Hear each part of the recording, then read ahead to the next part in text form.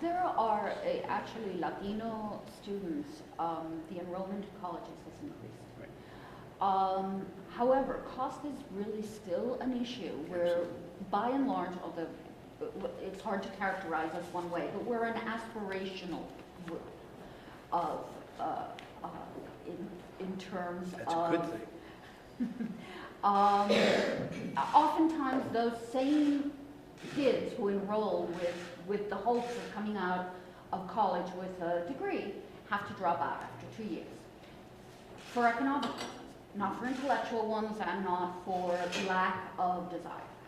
So one of the things that I'm afraid you've been raked over the coals over is the difficulty of funding for the institutions that most frequently are the institutions that our Latino population goes to, the ones that are state supported.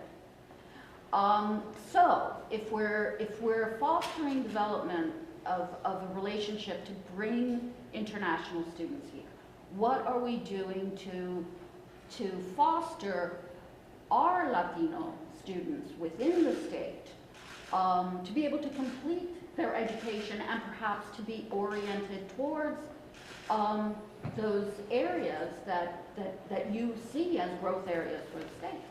Well, that takes me back to what I was talking about. The cost of higher education has gotten way out of control.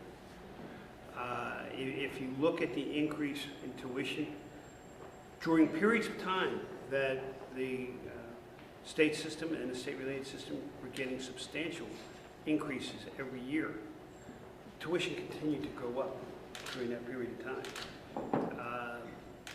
We have hit a difficult economic period of time. I am consistent in this, that we will not spend any more than we have.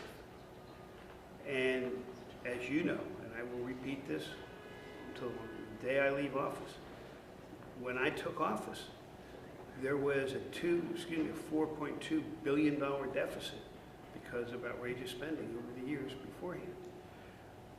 Education budget, the general education budget, K through 12 and higher ed, was supplemented. Well, actually, a portion of it was replaced by federal one-time stimulus money.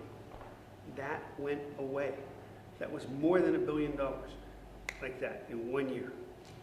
The tax increase that would have been required to replace that would have been $930 on every taxpayer in Pennsylvania to replace that. It would have been another $300 the next year.